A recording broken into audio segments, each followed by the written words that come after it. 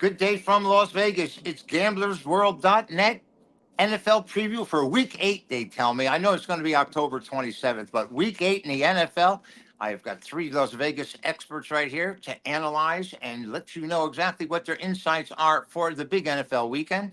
I have Mr. Vegas, Jim Feist, with me, and the Las Vegas high roller, the man no one wants to see walk into their sports book, Mr. Paul Bovi, the bon vivant of Las Vegas. And I am, of course, Chip Chirimbes, Las Vegas Hilton World Champion. Hey, guys, before we get into the games, I've got a question. Jim, you mentioned it off the top of the show, and I wanted to talk to you guys about it.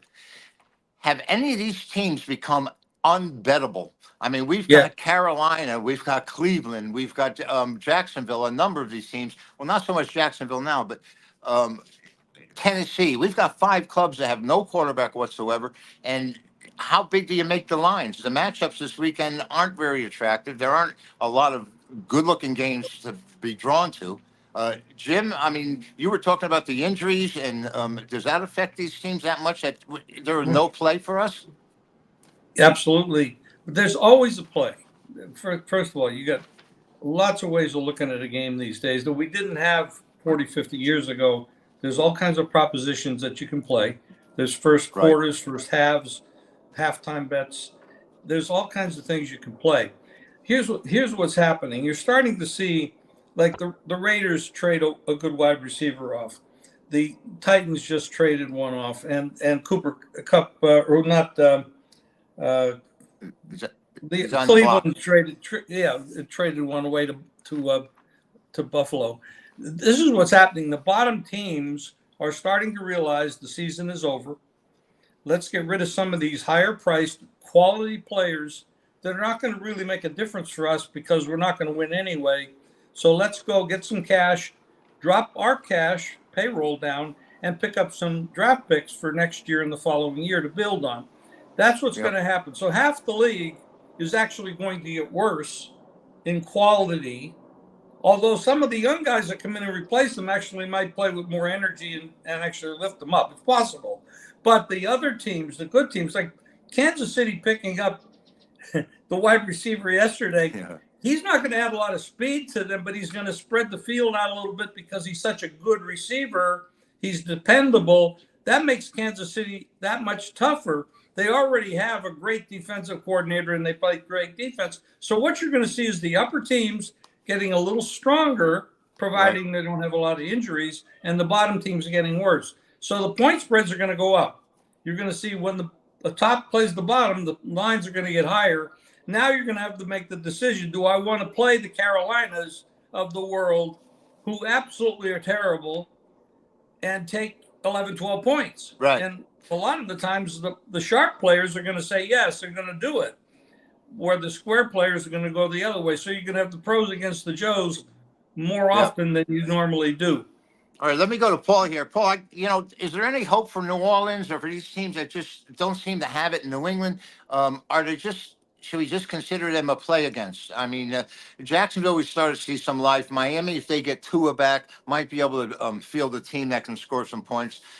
Dallas, who's looked horrendous at times, but those teams have a quarterback. These other 5 teams, they don't have anybody right now. You're the man that's able to adjust lines when the personnel has been injured and replaced by second stringers. How do you see this with these teams? Do they have a chance to recover at all? Yeah, New Orleans has no excuse because they have 4 guys in their secondary, which are seasoned players, and they just crumbled the other night. I don't even know how to explain it. And Spencer Rattler, he looked pretty good in his first outing, and then the other night he looked extremely pedestrian and raw. Yeah. I don't know. You got to look at these teams on a case-by-case basis. Jim made a point, a couple great points. Carolina, they're almost unplayable from a side standpoint. It's not their fault in totality because they lost a lot of talent on defense, which was a problem at the outset. They couldn't stop the run, and then you'd lose your 2 top linebackers, a couple other players, and we saw what happened in Washington last week. And now the point spread against the Broncos has catapulted from 7.5 to 10 with the announcement that Andy Dalton won't be playing. But as Jim mentioned, there's always opportunities out there when it comes to props, first half, first quarters. So it's not as though they're unplayable, but you really have to take a step back and assess what you're really putting your money into when some Right. of these teams are just so depleted. All right, everyone out there, remember to give us a like. We're going to be analyzing 3 NFL games, the most attractive games on the board. And you know, guys, this week it was kind of it was difficult to find 3 games, and I had to use a Sunday night and Monday night game as well because the matchups were just so ridiculous. But the storyline here, Jim, let's start in Washington, where Jaden Daniels is questionable, and of course, Williams from UCLA from USC has been setting the Bears on fire of late. Chicago's won their last 3. How do you see this game coming out with these 2 quarterbacks questionable? At least one of them questionable. Well, one's questionable, Daniels, and there's people saying that he will not play. Others are taking the risk that they will be, especially since Chicago's gone to the favorite.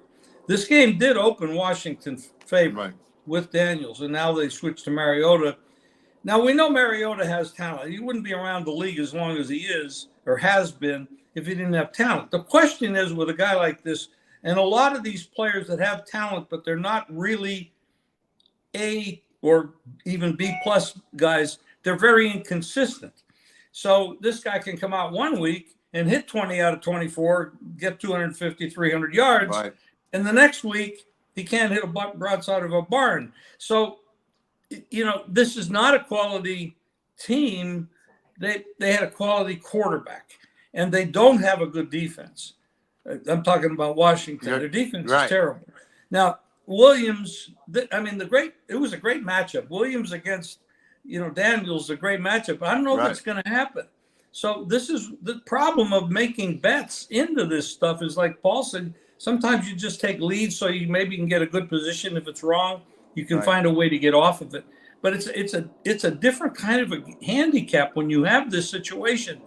I'm not going to put a lot of money on Mariota plus points because I don't trust them and I don't trust their defense. If Daniels is in there, then I'm looking for a shootout, especially if he's healthy. Right. I'm looking for a shootout, and I'm going to bet this game over because I don't think anybody's going to stop anyway. Chicago also has some cluster injuries on defense, although their defense, by the way, is much better than Washington. So in that regard, I think they might have the right favorite, especially if Mariota's going. All right, their defense is number 5 in only allowing 292 yards. Now, Paulie, he mentioned Mariota, and he filled in after Daniels got hurt last week. Daniels was 2 for 2. He filled in and went 18 for 23, 206 yards with 2 TDs. You think Mariota could sustain this against the Bear defense? That was against the Carolina Panthers. Right. This is okay. So let's, for argument's sake, let's just discount that, make believe it didn't even happen. As Jim pointed out, Mariota is wildly inconsistent. That's why he's not a bona fide starter in the NFL, and he's had multiple chances. So I don't know that I could back Washington here because they don't have much of a defense. As far as Chicago, look, the Bears were very lucky in that win over the Rams. I had them that day, and they really, really skated by L.A. And then you go on and take care of Carolina. Big deal. So I don't have a lot of faith in Chicago laying points on the road, but I certainly can't back Washington without much of a defense and the possibility that Marcus Mariota is going to be leading the offense. So this right now, as far as the side goes, is a no play. I wouldn't be laying points on the road with the Bears. They do have a very good defense, particularly in the secondary. I like their players. Brisker is an excellent safety, but again, this is a tough spot. Yeah, it is. And, when I look at this, Daniels being out, this Washington offense is 4th in the league, averaging 384 yards a game. I'm wondering if they could sustain that here. It's really the idea is that the quarterbacks are questionable, makes our play questionable. So I'll virtually pass on this one. But guys, don't forget, give us a like. Now we've got a Sunday night game, which is intriguing for a couple of reasons because Dallas and San Francisco are both struggling. 49ers are 3-4 in the year now, and Dallas is 3-3 coming off those byes. Paulie, let me start with you this time in the NFL. San Francisco's won the last three meetings. What's going to happen here? Who needs it more, Dallas or San Francisco? Well, they both need it. Dallas has been a work in progress, and it hasn't gone well for them this year. San Francisco, lofty expectations, and they certainly haven't lived up to them. Last week, they would have beaten Kansas City. They were a hot side, but look, they lost Ayuk a few plays into the game. Debo didn't play, and neither did Jennings, and he may not play this week. And that's the problem. Right now, it's so hard to assess San Francisco. Kittle, by the way, was the leading receiver, six receptions for 92 yards on Sunday, and he is questionable this week. So how do you really make a play on this game knowing that the San Francisco offense could be, again, completely depleted? Now, Debo is pointed towards playing, which would be a huge plus for the San Francisco offense of Brock Purdy, but we're not sure of that. And him as a standalone receiver still could be a problem because, you're going to double down on Debo and let the rest of the guys beat you. And if there's nobody else out there, that's going to be an issue. Dallas has been really bad this year. Look, they lost, 47-9 to Detroit, gave up 47 points to New Orleans in week 2. New Orleans, who went on to actually, at that point, everybody was saying, wow, New Orleans, they're going to win the division. They're going to go to the NFC Championship game, and they've fallen off a cliff. So I don't know what to make of the Cowboys, but this is another game. Right. I'm going to sit back and check the injury report. And this is exactly what we were saying off the top of the show, the program, about the injuries and the difference in levels of competition, making some of these games virtually unbettable. San Francisco's won the last three meetings, and the previous three were won by the Cowboys. So it's a coin toss here as far as the points concerned. I saw this number here at 4.5, and either of you guys know where it stands right now with the Niners? Are they up to 6 yet against Dallas? I haven't seen that number, but I haven't checked the line the last hour. The thing about if you get Kittle back, we know CMC hasn't played all year. And by the way, he's a pretty good player, and he hasn't played all year. I'm going to look at this game and look at it differently. I noticed in Dallas's games, the games that they've played the worst are against teams that can run the ball. And if San Francisco can establish their offensive line, run the ball, they'll control the game. In that regard, I'm going to say I would probably lean to the under with the fact that there's so many injured players on the offensive side. And I would lean to the under. It's hard to play these teams under, but if you have that many players that injured that they're not going to play up to 100% of their ability, plus you might start seeing more of a running game. You're going to eat up some clock. I'm going to lean under, but I'm not going to go out of my mind with a big bet on it. I lean under. No, I see exactly what you're saying, Jim. That would be my first consideration right now in the game. Dallas is one of these teams that I think, like I mentioned at the top, is virtually unbettable.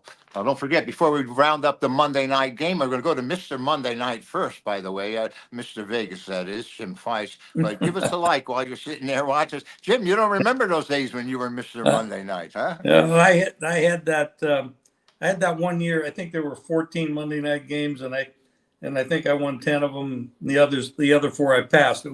That's where that came from. But that doesn't happen all the time. Believe me. Well, we've got a Monday night matchup. It's kind of interesting on my end. We have Pittsburgh, who is just annihilating most teams that they're able to play, and they're hosting the Jets, the Giants. Giants are 2-5. Pittsburgh's 5-2. Jim, I'll stay with you here. You're Mr. Monday Night. What do you see happening here in New York with Jones and with the Steelers quarterbacking situation as well? Well, obviously, when you look at the consistency of these two teams, Pittsburgh is a better team. They consistent winning record every year. Tomlin knows how to coach.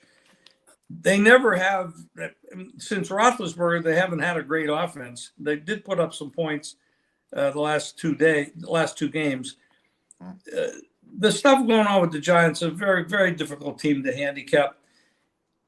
The thing about the Pittsburgh is, when do you see them laying this kind of number? They're a great dog, small line, but when you start looking at a number like this, now you're asking them to score some points. You're asking them to cover that point spread, which means you need some margin. That's a tough spot. I would say with the quarterback quality that these two teams have, the conservative nature normally that you get from Pittsburgh especially, you're looking at another under. I think so too. That's the way I would go right now. Looking at it, the Giants have gone under 7 of their last 10, and they're 28th in offense. That Steeler rushing defense, Paul, they're only allowing 3.6 yards per rush, second in the NFL on defense. Do you think this is a defensive tussle with these two teams?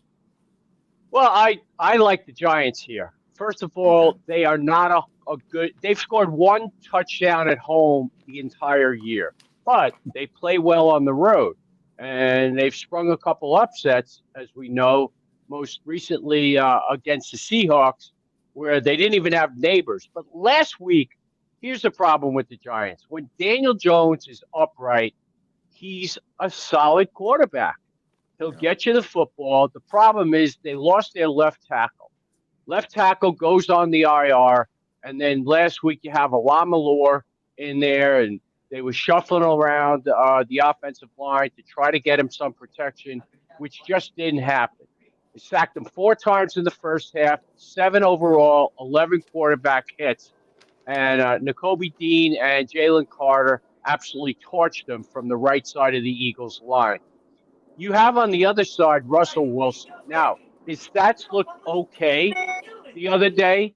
The problem with Russell Wilson is he was floating the ball, throwing jump balls, and they went his way. He's not a good quarterback. He's past his shelf life, and I think the Giants are absolutely going to get after this guy and force him possibly into a few mistakes. Again, I like the Giants here. I think that if they could get any semblance of protection for Daniel Jones, he's going to be fine. The Steelers have won a few games. They've been ugly. 6.5 points is too much, and if I can grab the 7, I'll double down on it. As far as scoring goes, yes, I do think it'll be a lower scoring game, but my fear is that there'll be some turnovers that turn into points, and that could put this game or put the under in jeopardy. So I'm just going to stick with the Giants.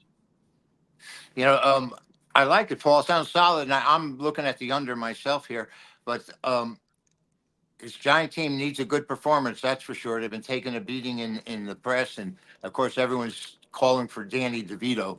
And they might have put in people from, well, I could say Tommy DeVito, but he's playing like Danny DeVito anyway.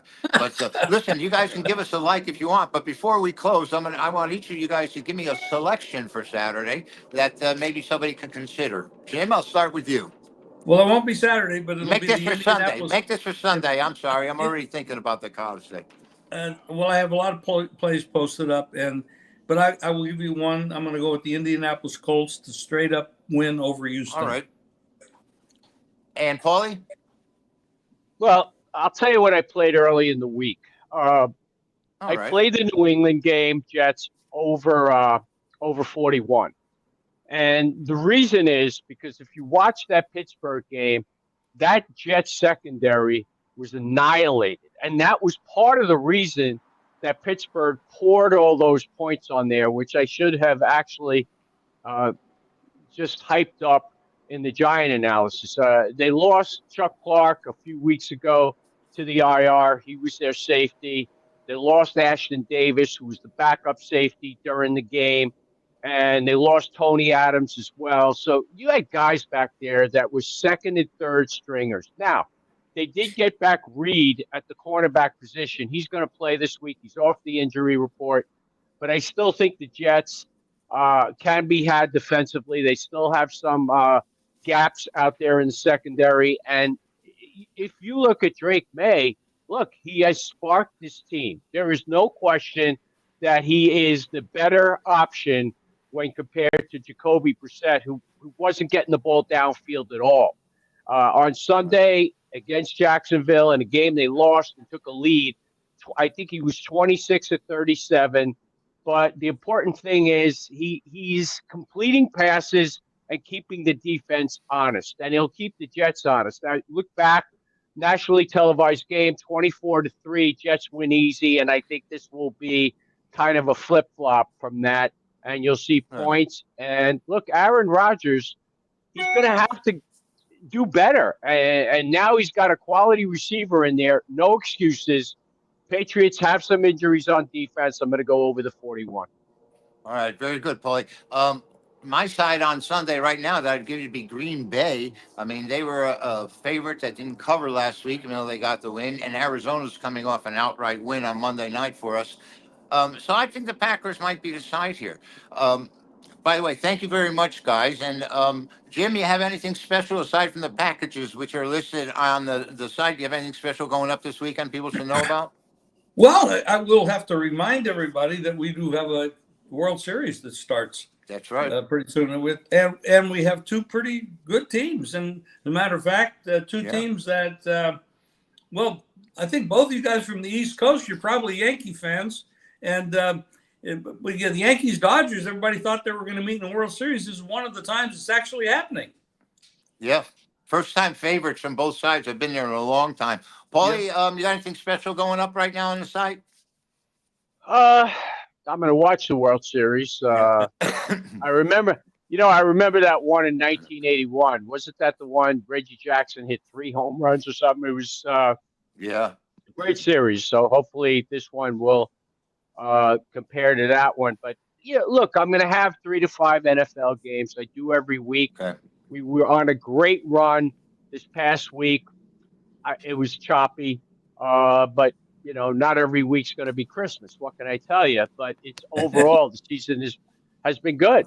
The season has been fine. We've made money and we'll continue to make money. But once in a while we'll stub our toe. Sometimes not because we picked the wrong side, as was the case with Green Bay, who held C.J. Stroud at 86 yards passing and held the wideouts 34 yards and somehow didn't cover.